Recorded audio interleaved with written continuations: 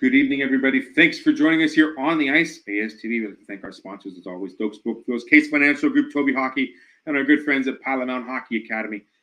This story is very unique and very interesting, and I have to say that because I love interviewing and talking with people all over the world over a great sport I love in hockey, and this one is no different. The gentleman I'm going to talk to is Mr. Brady Johnston, who's Canadian, who now lives in Sweden, who did play hockey in Minot, North Dakota, who has a connection to our good friends at Pilot Mound, and now, well, not now, but he has been organizing over the last 12 seasons, at least decade, a tournament, a showcase, a summit series, if you will, in Australia, just outside of Sydney. And Brady and I are going to talk about how this all began, how it has continued, and how it now involves a team from Sweden to play a team from Canada in a land down under, with maybe Midnight Oil showing up in the stands. We don't know, but nonetheless, Brady Johnston is going to come and join us on the ice. So please welcome him and this wonderful story of bringing hockey to the farthest parts of North America, to a place I hope to get visit in Sydney, Australia.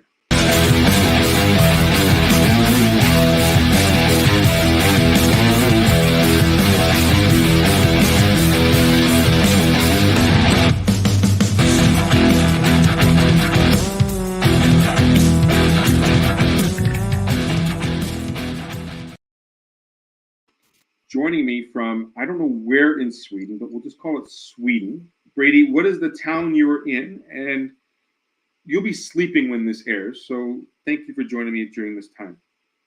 Yeah, thanks a lot, Theo. It's good to be on the ice here. Loving chatting with you so far. It's awesome. But I'm here on the west coast of Sweden. It's called Gothenburg, or Göteborg. Famous team here, Frölunda hockey team.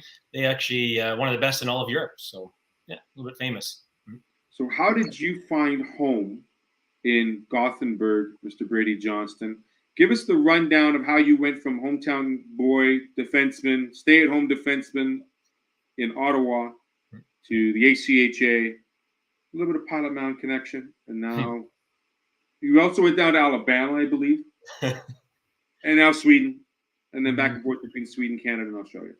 Wow, yeah, that's how much time do you have? That's quite the story, but it basically hockey is the connection to all that stuff. Hockey's taken me around the world, and I wouldn't be anywhere without it. So yeah, originally from just outside of Ottawa, Ontario, a little town called Haley Station, just the countryside there. Probably the most famous connection there for hockey would be the Pembroke Lumber Kings. A lot of people have heard of in junior hockey. That's where I grew up, and that's where I ended up playing. So yeah, made my way over to Minot State University, North Dakota, of course, just south of the border there, and had an awesome time playing hockey there with the Minot State Beavers. Loved my time at university, loved the boys and the coaches, and the university, got a great education, and did the occasional Timmy's run up to Brandon there too. Yeah, we were talking a lot about the Pilot Mound connection. I even saw the Pilot Mound hockey logo there for a while too, and that's pretty cool. Had a nice connection. My roommate actually at Minot State was a guy called Brody Pinkerton, and he was from Pilot Mound. So he's taken me there a couple of times to his house, and I'm sure there's a few people listening right now with the Pilot Mound connection that know that name for sure. So a little bit confusing in the dorm room when it was Brody and Brady answering the phone. And we were both the same height and both kind of stay-at-home defensemen, and he was a baseball player as well. I was a track guy too. So yeah, cool connection to Pilot Mound. The Yankees can have the M&M boys. The Minot State Beavers can have the B&B guys. So that's okay. I'm good with that. Yeah, I love that time. It's been a while since I've been to Pilot Mound. It's been a while since I graduated there. Yeah, so after that, made my way down, had a cup of coffee in the SBHL, a little bit of a tougher league down there in Alabama. And then just on a random whim, friends of mine, Jody and Brad, were living in Perth in Australia at the time. I was trying to find something to do. I just finished up a season there, and this was about March, maybe something like that. I was nothing to do over the summer, nothing to do the next season. And I was thinking, what am I going to do now? And they said, hey, we saw some poster in Australia here for a hockey team, hockey league. And I was like, yeah, okay, yeah, whatever. Like, it's not going to be any good. It's Australia, you know? So I started doing a little bit more research and started messaging some teams and ended up circling around the Sydney area. I remember one time my soon-to-be then teammate Brett, what he sent me this message. He was one of the captains at the time. Sends me this message, and it's of this wharf bar, like down by the wharf in like a beach, just gorgeous Manly Beach, Sydney Harbor, like skyline. And I said, "Yep, I'm going to play for them." So I ended up with the Sydney Bears. Their logo is a polar bear too, ironically enough. So, So you go from Sydney, have more than a cup of coffee, maybe have a casual breakfast on the beach there once or twice at the wharf, and then you head up to Sweden. Yep. That was quite the flight as well. Again, this is hockey making this connection, man. It's so obviously, you know that it's down under, so their season down there is the opposite of our season, so it runs over our summer. So it actually worked out perfect. I went from a season to a season right into another season. So I remember we finished on a Saturday night, last game of the season. Didn't know what I was going to do. This was in I don't know, end of August, something like that. Didn't really have a team to play for. I was thinking about trying out back in Alabama there, or just going back and playing something back home, looking for something in the lower leagues in the US. And then I got this message from this connection, and ended up I was on a flight from Sydney to Stockholm on the Thursday. So from Saturday to Thursday, I was on the flight and made the big choice to make the move to Sweden. Incredible tour it was. So in Sweden, did you start off as a player and then move into the coaching role? Is that what happened? Yeah, exactly. Yeah. So I've been 10 years now in Sweden. So this is my 10th year, just finishing up my 10th year. It's a good round number. You know, you can't leave at 9. You don't want to stay until 11. So a 10's a good number. I played 9 seasons here in Sweden at different levels, Division 1, Division 2, Division 3. And then I ended up this year, I retired last season, and I was the head coach of a 3rd division team here in Sweden. And what is the name of the team you currently coach? Yeah, it's called Göteborgs IK, Ice Hockey Club, what it stands for. So Gothenburg IK, just 3rd division in Gothenburg. Not one of the most famous teams here, but the cool connection actually there to back home for me, being from around the Ottawa area, is it's Daniel Alfredsson's, they call it mother club, which means that's where he grew up playing. So he was a little teenager, like 12, 13 years old, smaller than all the rest of them, but he was the goal scorer here. And his name and his jersey's all over the wall in our arena. And even the last couple of seasons, just before the Corona seasons happened there, his father was still taking tickets at our game. So incredible Alfredsson connection when I got a jersey of his back home in Ottawa. So truly amazing. Was he a fan of yours growing up? Obviously, Danny Alfredsson. Well, I could say that. I mean, big time, of course. I was a kid growing up around the Ottawa area, and Ottawa's a pretty popular team back in the Wade Redden, days, stuff like that. And Alexei Yashin, Alexander Daig, that was kind of my growing up. But a lot of my family, though, my dad, my grandfather, uncles were Toronto Maple Leafs fans. So I ended up being a Toronto fan, even though they haven't won anything since 30 years before I was born. But still, so I am a Toronto fan, but I grew up going to Ottawa games and just ended up loving the team, and lots of autographs from those guys. And Daniel Alfredsson, like what a legend, Canadian citizen now too, living in Ottawa with his Swedish family, and incredible. Love the guy. Excellent. Let's fast forward now. Let's talk about what's upcoming here in July, Brady, because it's pretty special. I mean, first and foremost, to all of our watchers here in the Northern Hemisphere, you have to remember that the Southern Hemisphere celebrates their winter break usually mid-July. It's probably be a good time for me to head down for my birthday. But the second best reason why you should head down is because July 9th to 17th, are those the correct dates for this upcoming tournament? The Australian International Ice Hockey Cup. It's their 12th season running this. How did you become involved with it? And tell us a little bit, the quick intro on how it's been over the last decade. Yeah, sure. So I came into it. This will be my 8th or 9th season now, 9th season maybe, with this cup. And I got involved through the guy that kind of owned the arena when I was playing for Sydney. He owned a few other hockey companies down there, just a bit businessman, and we ended up becoming really good friends actually too. And to this day, I mean, I've known the guy for over 10 years now, so I consider him a good friend now. And he just gave me an opportunity. After my season there, I went to Sweden, and he messaged me and said, "Hey, do you want to come back and play in this cup?" He's like, "It's a 7-game series, Canada versus USA." This was in 2013. And he said, "Come on back, maybe bring a Canadian buddy, and you can play for this cup thing. We'll cover all the costs for you, and just come on down, have a good time, and play for Canada." And of course, I was thinking, Canada, this isn't Hockey Canada. I mean, we're not talking Brendan Shanahan, Steve Yzerman here, but it's their own version of it. It's a showcase for the Australian people and for us Canadian players, and American players and now Swedish players heading down there. So I got hooked up with that year, and I was hooked.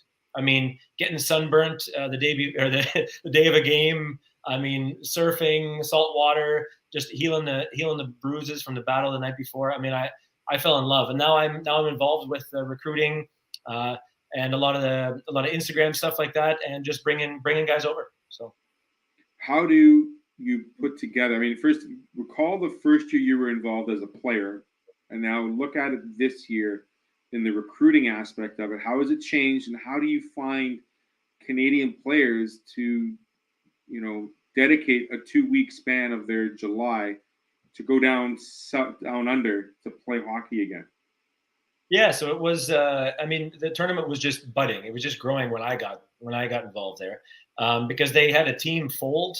This businessman, he had a team in an Australian league, and they folded in the middle of the season. He had all these imports, Canadians, Americans, and then they had nowhere to play. They're like, we're not going home. We want to play. So he ended up putting them against each other, and that's the roots of how it started.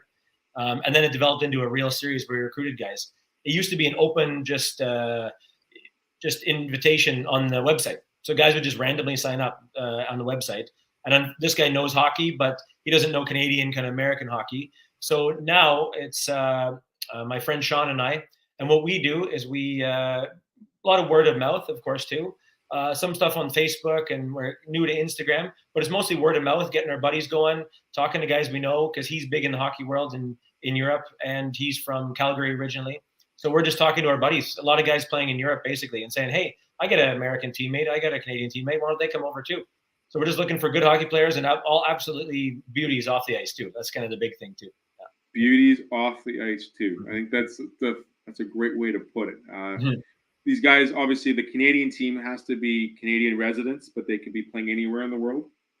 Yeah, it's a lot of mixed. So my friend, he actually has been living in Germany for about 15 years, here and there, back and forth, because his father played there, and so he's a dual citizen.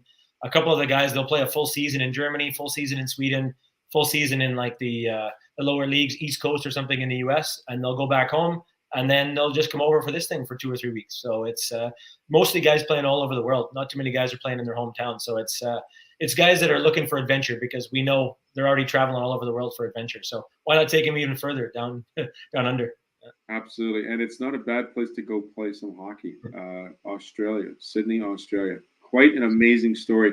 Real quick, tell us about how Sweden is involved this year, and what is it taking? How is it putting together that team, the opponents for Team Canada?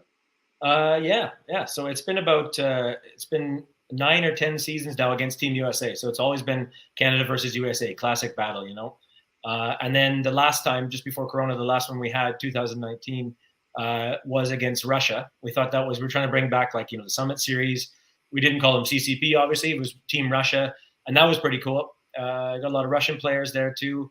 And then this year, I actually got talking with our businessman, our owner there, my good friend, and then my other friend, and said, hey, listen, I've been playing in Sweden for 10 years, and I think these Swedish guys would be awesome to play against. So that's how it came up. We just had a chat, the three of us, and said, you know what, why don't we try Sweden this year? They're top of the hockey world now with Canada, so it's going to be a great battle. So that's how we got them involved. What is there an age limit? Is there an age you're too old to play? Is there, what type of caliber of player would normally be playing this? You're yourself, Brady, you're an ACHA player, so you've got some skill, a lot of skill. Let's be honest here. You're a well-seasoned vet. Can you have 18-year-olds on this squad? Can you have 45-year-olds on this squad? Are you looking for a tryout or what there, Theo? Right? I'm looking to be behind the bench. I'm behind the bench. Okay. I put the playing skates away. I'm not right. going to lie. I'm more out your role, Brady. But other that's... players that would potentially are interested. I think about this and saying this is truly an amazing, cool idea, because it's part vacation, part exploration. All of it is adventure. But it surrounds itself around the common denominator of guys that just love to play hockey.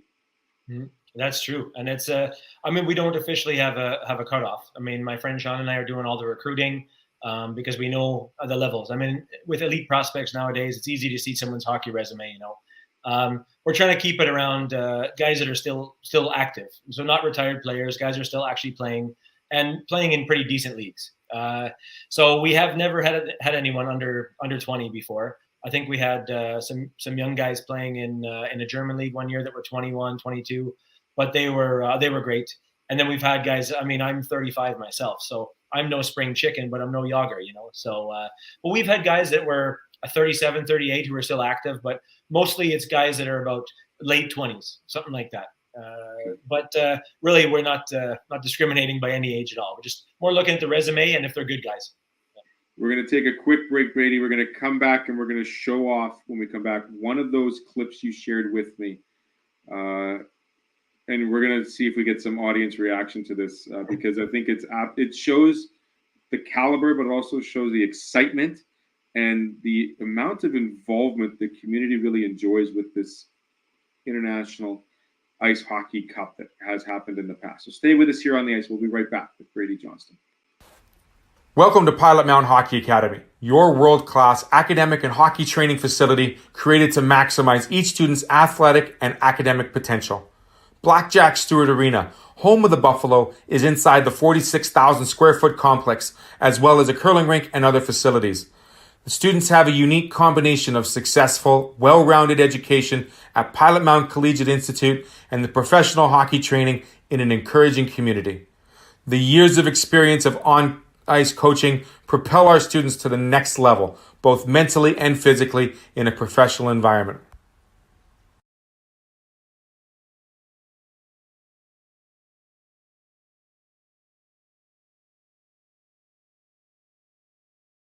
Back with Brady Johnston here of the Australian International Ice Hockey Cup. Now, Brady, I'm going to share a video here. Bear with me because it might take a couple seconds to upload, but nonetheless, what I want to do is I want to show this because, quite frankly, it's absolutely amazing. I mean, okay, it's not Hockey Canada, but these guys still have some skill.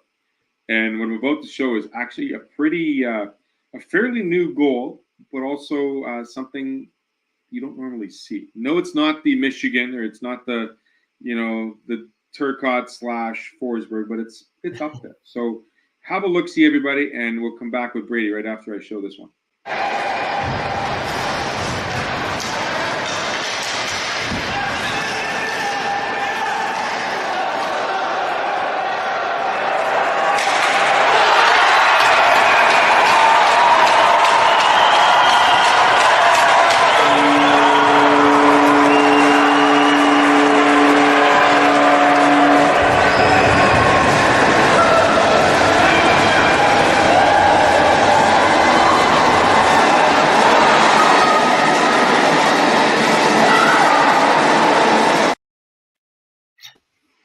Okay, Brady, first of all, do you know who that was?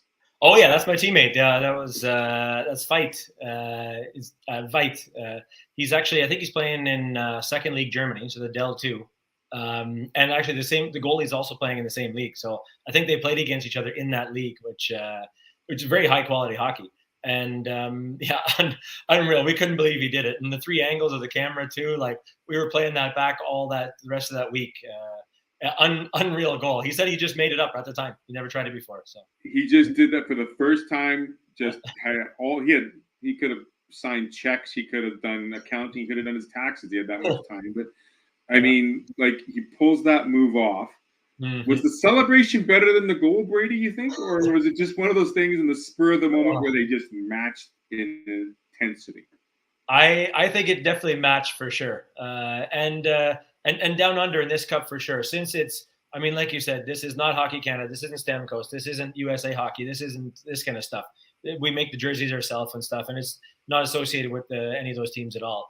But the quality of hockey is still fantastic. And it's really entertaining for the fans because, well, that would be exciting for a Canadian crowd. But these Aussies don't, I mean, hockey's new to them, right? It's like this wild novelty thing for them. And I mean, that was wild for us. And the celebration was cool. It's actually highly encouraged. So everything's normal. The rules, everything are the same as normal North American hockey, except there's no unsportsmanlike penalties for celebrations. So it's no like football rules, celebrations like that. So we talked to both teams before, and since we want to play it up, extremely elaborate celebrations. We've seen the canoe before. We've seen guys bowling on the ice, bowling with each other. So we try to play it up a little bit. Not Harlem Globetrotter style, but almost. That's amazing. Does anyone shoot the duck or do the Dave Tiger Williams special? If not, you got to bring that back. Mm-hmm. The Timo Solani shooting the glove, we've seen that. The one guy tried, I don't know if you've seen that, was viral a few years ago. He tried to do a headstand and slide on his head. Yep. We've had the hand grenade where you take the glove, throw it on the bench, and the guys fall down. And we'd have everything. Signing the stick and throw it into the crowd. We've had a lot of good stuff. It's a lot of creativity that these guys, you'd get beat up in your league if you did that, or get a fine from your team or suspension. So why not come on down under and try those there? Yeah. Why not? Let's roll on that conversation, Brady, because this is not, a showcase of young guys or young men looking to play for their next team. This is not like we talked previously on the ice with, junior A players looking to make the next progression in their career, going to play the EC or Div 1 or overseas. This is showcasing the sport to a community that has an affinity for the game of hockey, because there is an Australian ice hockey league, but this is just a little bit of that taste in a different way. Because there is no season in July, is there? Like, do they play hockey normally in July? Yeah, so they're still playing. That would be about the middle of their season. So they do play in July, okay. Yeah, so they're still playing there. The arena we use is not they're actually starting a brand new team this coming season there. But it doesn't coincide with a team there. But yeah, that's the middle of their season usually. They take a little winter break. So you're in the middle of the winter break. You're playing at two different rinks. I'll say one of them because I can say the one rink, the Arena Arena. I can say that one. And the other one, though, is a rink that is played in a mall. Yeah, it's a lot of rinks and malls, I got to say. So this Arena one is Arena Ice Arena, and it's played in Arena Fair, which is a mall. And so that's the one I've been playing in years now. And then the other one, it was Sydney Ice Arena, got torn down now. Unfortunately, it was also in a mall. And then there's another one we'll probably be playing out of this year, was Macquarie Ice Rink. And that's also inside of a mall. So I think if it's like the food court is overlooking the arena on the third floor. So it's they have to match it in there, right? Because it's novelty for them. Yeah. Absolutely. Mm-hmm. So you're going to have all fans of ages, different sizes, different shapes, different followings, everything. And they're going to see this brand of hockey for a certain amount of time during the day while they're just doing their Burberry shopping or whatever they're doing down in Australia. I don't know what type of brands are down there, but the fact of the matter is how involved. Like, talk about a little bit about that venue and how it lends itself to just how wonderful this is for the community to experience. Yeah, it's huge for this one in Arena because it's on the coast. It's called the Central Coast. It's about halfway between Sydney and Newcastle. So about an hour drive north of Sydney. And it's just basically a vacation town. And since it's the winter there, it's a little bit quieter. So Arena, Avoca Beach, Terrigal, they're quite quiet in the winter, in July, their winter. So why not liven things up with a little bit of ice hockey? And it's become a tradition now. I mean, I myself have played there eight times now. We have fans. We have regular fans. I remember going back. I mean, my first year there, I had a buzz cut. And then I moved over to Sweden, and now I got the Swedish flow, the Swedish man bun. And they even noticed this. The fans are like, hey, you're growing your hair out. Do you remember when you signed my daughter's jersey last year? And I'm like, oh, yeah, sure. Yeah. So some of them are just loving it now. I mean, some of the Australian kids and the families have never seen ice hockey before. This is the range. And then they're all of a sudden starting to ice skate. Or they're starting to watch a bit. They're starting to watch like ice hockey on TV, like NHL hockey. They're also starting to watch the Australian League. And then we have a range from lots of old, maybe snowbirds, I guess you can call them down under, old Canadian couples that haven't been back to Canada in 20, 30 years. And they really miss the game of hockey. They're like, I can't believe this is here. So like, I haven't seen a game. They're pulling out old jerseys, like Canada jerseys from the mid 80s, like Lemieux, Gretzky jerseys, stuff like that, asking them to sign those. And I'm not touching those jerseys, but. No, I wouldn't. I mean, I own a couple of those ones from the 86 series and whatnot. I wouldn't get, no offense, Brady, I won't get your signature on them. But nonetheless, the jerseys, you all design everything. Like this year especially, we'll show some of the work you've done later on in the episode. But you have to design your own jerseys. You have to design Sweden's jerseys. Who picks the numbers? I mean, is that up to each player? Do you just do a random set of numbers for the players and be like, hey, you're going to be 77 today, and you're going to be 54 kind of thing? I mean, do you let the players know ahead of time? Okay, what number do you want on the back of the jersey? Sorry, that's my Brady. That's my number. Sorry. That's a good one, because whenever I started, I love the guy. This organizer. He's a good friend of mine now, Australian. But I don't know if he knows too much about the numbers of the hockey, because we had 57, 44, and we had all sorts of really high numbers, basically football numbers. But and then now the returning guys, so myself and my buddy Sean, we have our own regular numbers. So I'm number 10 now for years. They have those ready to go with the captain and the assistant captains on them. We have a few returning players each year, and their numbers are set. But other than that, it's just free for all. So we usually go by the most senior players, or basically the toughest guy that can, rough his way through the jersey pile first. Very cool. Yeah. Good stuff. Talk to me a bit about how, I mean, obviously hockey to us is, we do it from a very young age, but for the community, and how important is it to see this exposure of ice hockey as compared to seeing the other sports that Australians are usually used to playing, like field hockey, Aussie rules football, rugby, of course, soccer. Explain to me how it's a totally different dynamic, because it's really the only sport that's played on ice. Yeah, exactly. I mean, they argue it's the fastest game on ice down there. That's kind of one of the slogans, because it's the only game on ice. But I mean, just seeing the difference is funny. Just taking your hockey bag and hockey sticks through customs as you cross into Sydney Airport. It's hilarious trying to see them look at these things. Like, okay, let's weigh them. Oh, they only weigh a tiny fraction of a weight, and okay, should we charge this guy for them? What are they? What kind of weapons are they, or something like that? I mean, they're not field hockey, they're not for cricket. What are they? Ice hockey? Yeah, you're not playing ice hockey. Something suspicious here. So even going through the border is quite funny. Even now, sometimes I've had to show the website and show pictures going through there. But yeah, I mean, the game there, it's so rare. It's a rarity.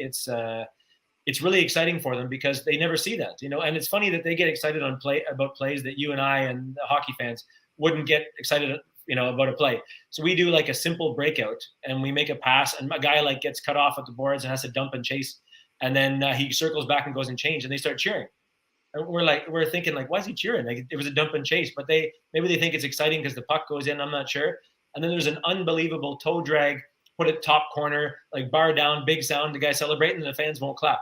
So it's a little bit confusing sometimes. There's a few Canadians and Americans and Europeans thrown in there that clap and get it started. But yeah, it's funny. The fans are impressed with the change of possession, yet the players are confused by the fact that we just went bar down, took the goalie's jockstrap, should be on SportsCenter's top 10, and all we hear are the mice. It can be off a bit there, but it's what's universal in any country I've seen is everyone loves the contact. So if there's a big hit, big contact, big hip check as well, they love that stuff, because I mean, it's aggressive sports down there, right? I mean, it's rugby, it's Aussie rules football, which is by far the toughest sport I've ever seen in my life. And it's some tough stuff down there. So it's they like the contact too. So it's good to see that. And there's been the occasional fight. There may even be a video or two of me fighting on there too somewhere. So it gets a little bit rough. It gets tough, and lots of highlight reel goals. There's no animosity after the series, though, right? It's all fun and games afterwards.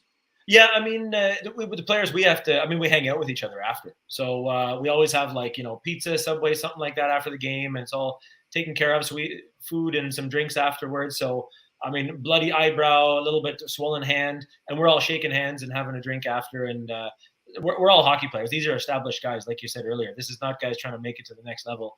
I mean, maybe they are in their own leagues, but this is somewhere to have fun, be competitive. We try to keep it quite chill at the start, but everyone's competitive nature comes out after the first 10 minutes. So it turns into a real battle, but afterwards we're shaking hands, and then we head out to have a little bit of fun, social life there, and then head to the beach the next day together. So speaking of that, we're going to take a quick break, Brady. We're going to come back and we're going to show some pictures of in and around the rink, but also the beautiful area that you would be playing in those couple of weeks during what I think it's summer, but to them it's winter time. But we'll get to that here on the ice, right back with Brady Johnston.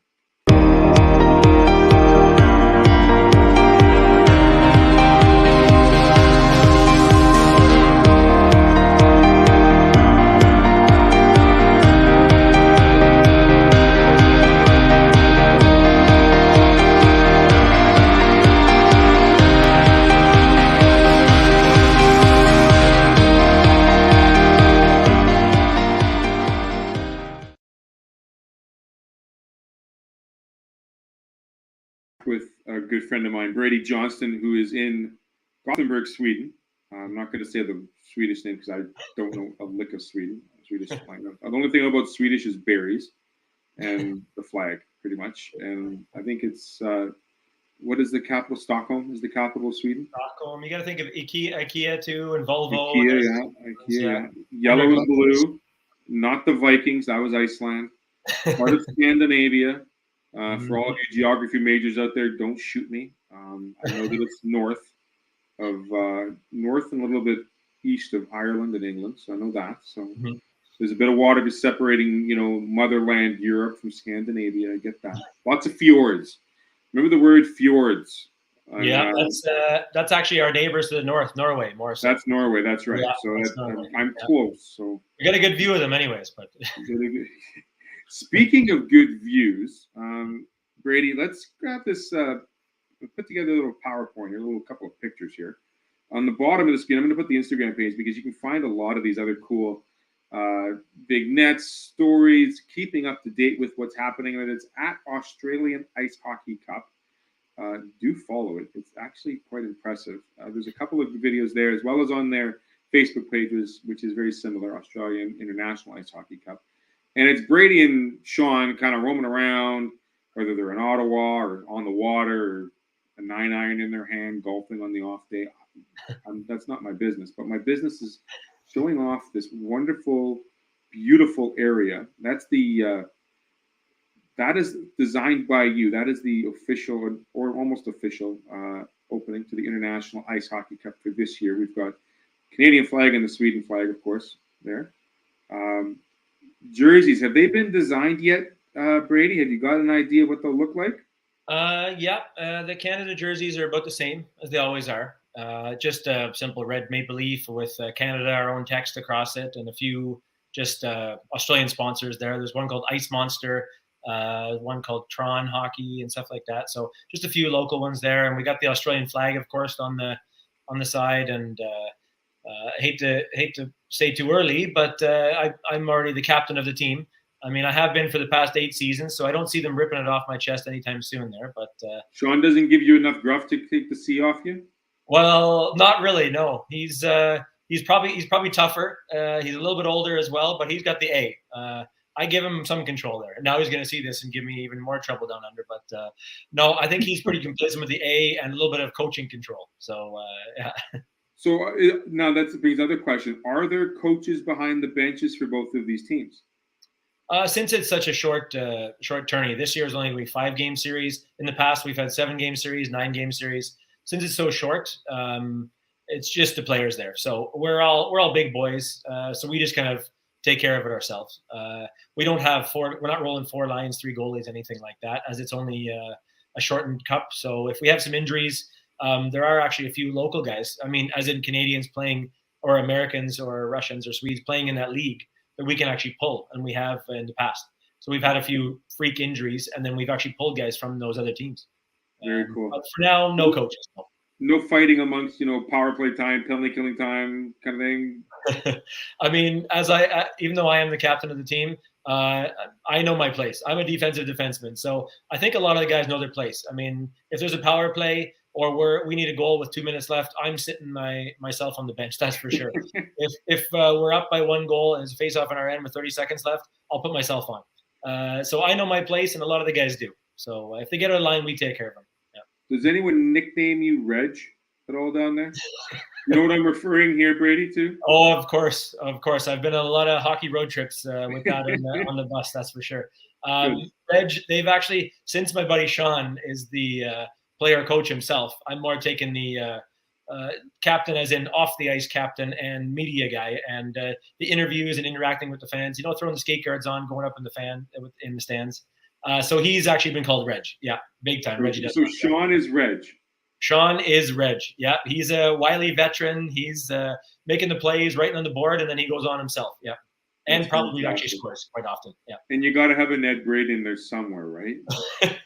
There's usually a smaller guy that plays in Europe somewhere, and he's usually the Ned Braden. He's our scorer. He's our ringer. We'll leave the Hanson brothers and the Killer Carlsons out of it, and whatnot. We'll leave those out of there, but let's get to obviously this is this Arena Arena, or is this the arena? Arena Ice Arena, yeah. Arena. Yeah, so this is actually full blown with stands in the middle of a mall,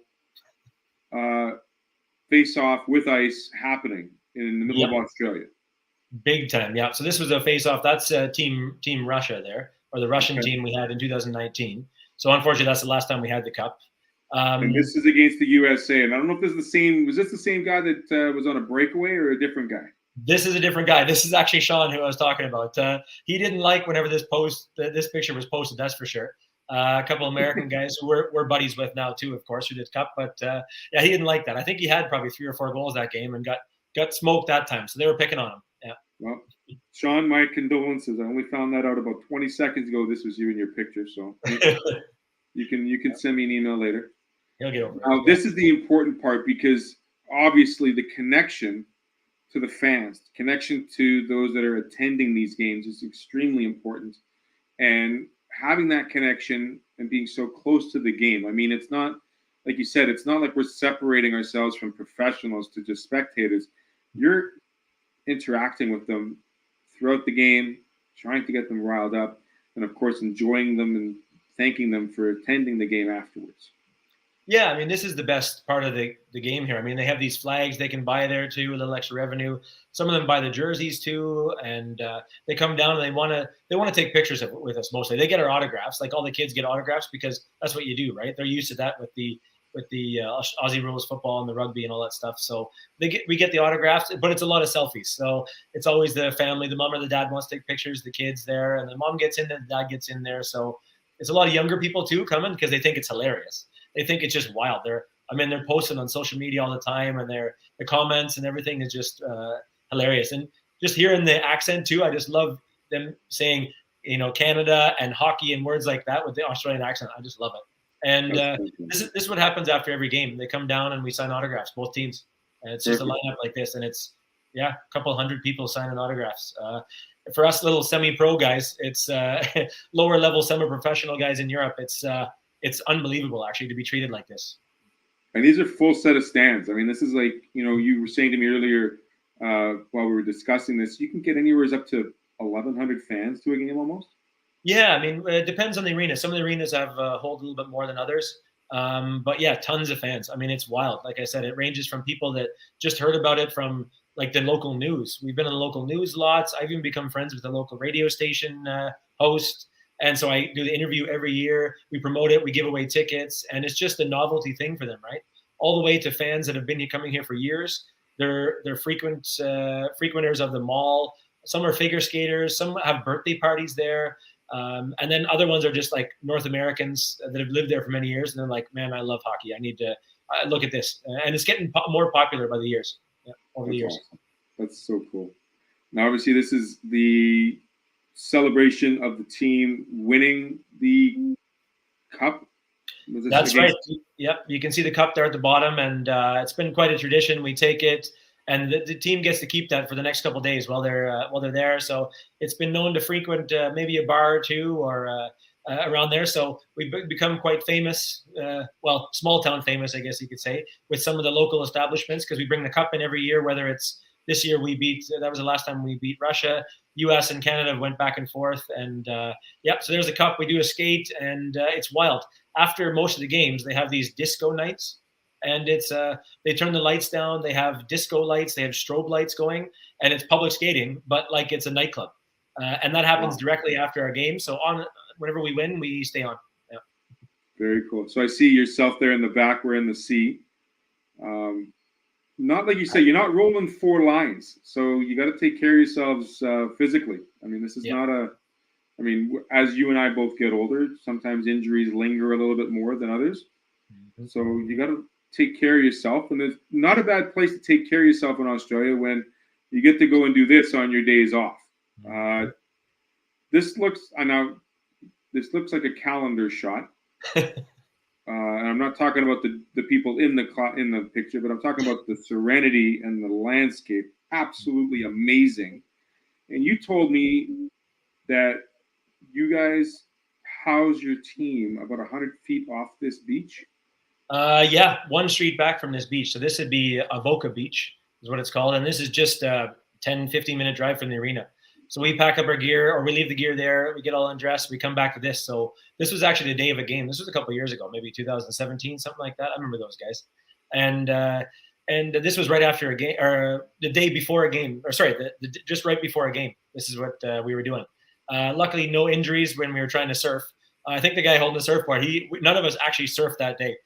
We tried, but none of us actually got up. But it looks cool in the shot. But yeah, just coming down to the beach and having breakfast. There's like a beautiful breakfast spot down there. And they know us now too. The owner knows us, and we hand them tickets.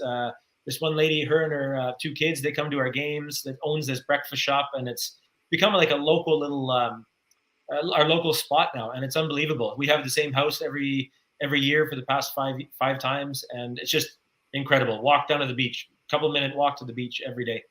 Amazing. Truly amazing. And then, like you said, there's the Australian International Ice Hockey Cup.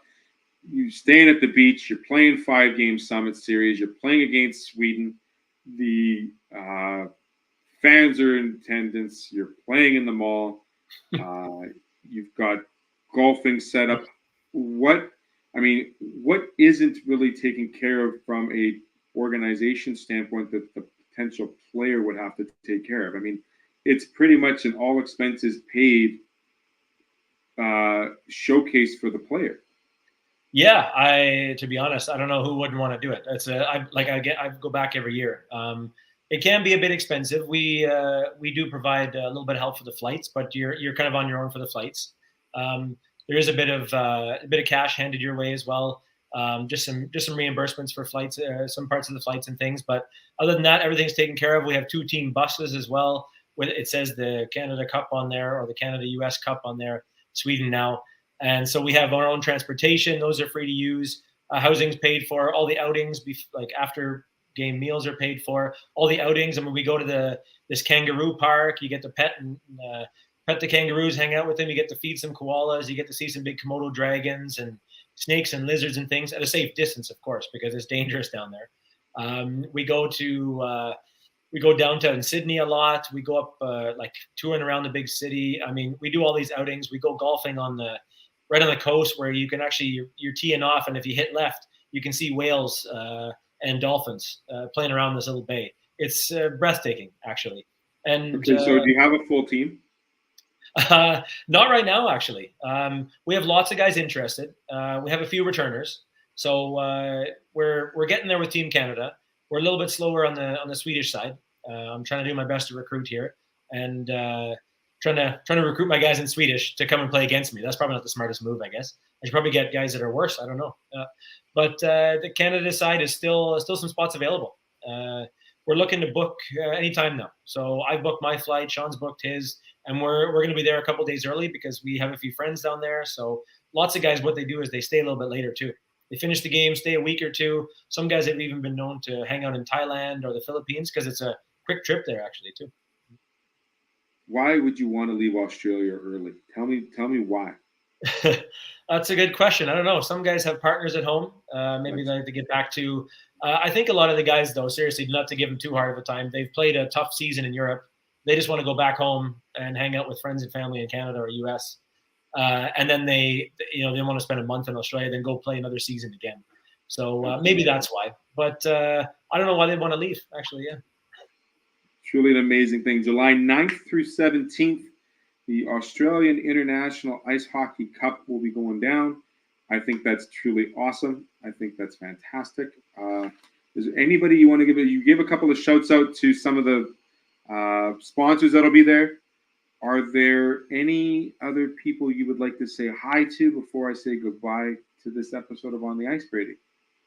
Well, a lot of people put me through my career to get me towards this area. I gave a shout out to Brody Pinkerton already, my first year roommate when we were 19, and all the way until Sean right now, who actually, this guy I met at this Australian Cup in 2013, and I was actually at his wedding in Germany a couple of years ago. So I developed a lot of friendships over the year for some of these guys, and but for now, we'll see who shows up this year, and the shout outs will come. Brady Johnston, really appreciate the time. Thank you again so much. Australia gets to see Canada versus Sweden, a 5-game series in the middle of their winter break. Hockey down under. Truly awesome. A really great story. Thanks so much for bringing it to my attention and bringing it to the attention of our viewers here on ASTV. Thank you again, Brady. Thanks a lot, Theo. I really appreciate your enthusiasm about hockey and everything around the game. So thanks a lot. Keep in touch, and we'll look forward to seeing some of these Instagram posts, because I know that you guys will be posting some cool pictures and some. Probably we should have like a Selly countdown. What do you think? Selly of the night, I don't know, goal of the night kind of thing. We could definitely show this off a little bit. That's awesome. We definitely need to get those recorded. They're unreal. They're entertaining. That's for sure. You won't see that anywhere else. No, I you know what? I won't. I mean, that goal we did show, you're not going to see that every day. That's for sure. Perfect. Again, Brady, thank you so much for joining us. We'll see you soon. Much appreciated. Thanks for having me. And that was our good friend Brady Johnston, who is residing in Gothenburg, Sweden, who's now going to go play in Australia. We've told the story several times. Thanks to our viewers very much for watching. Really appreciate it. Thanks for taking the time for watching this episode on ASTV. Bringing more goodness to the greatness as always. Take care of yourselves. Take care of your neighbors, and have a great weekend. Enjoy playoff hockey. The WHL starting up this Friday night, and as well, all the local teams are finishing up their playoff runs in junior and all hockeys across Canada. Take care of yourselves. Have a great rest of the evening. Bye-bye for now.